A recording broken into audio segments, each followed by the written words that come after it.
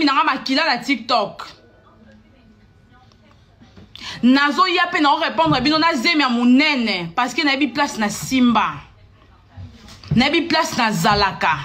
Place on a s'accrocha. Na kanganzoto na yebi. Et a pambate. Yo mona batu nyos ba lekate ba sabino mervi na zakandoki. Bino mona ngweza facile. C'est facile pour ba yebinga, ba bi makamu na sala. Bato ba betla bino ba histoire na, ba bi makamu na sala na passé nanga. Ba yebi. Nga siko na linga muta pesa nga porte d'entrée pour na opérer. Fadi ba koko afongwele nga porte d'entrée. Yanga bomwe na opérer. Zwango blague lelo eloko ezo se passé et pesa bino ba fia TikTok. Mayele. Bana na yo bomba bango. Bomba bana na yo. Bino mona ngani na esposa bana ngati pona yebi place na telema. Pona yebi place na telema. Zemi nanga makila na TikTok. Nazo yape na répondre bino na zemi ya munene parce que na bi place na Simba. Na bi place na Zalaka. Place on a s'accrocha.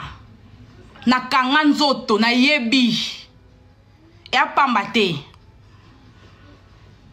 Yo mona batu nyos ba lekate ba sabino mervi na zakandoki. Bino mona ngweza facile. C'est facile pour ba yebinga, ba bi makamu na sala. Bato ba betla bino ba histoire na, ba bi makamu na sala na passé nanga.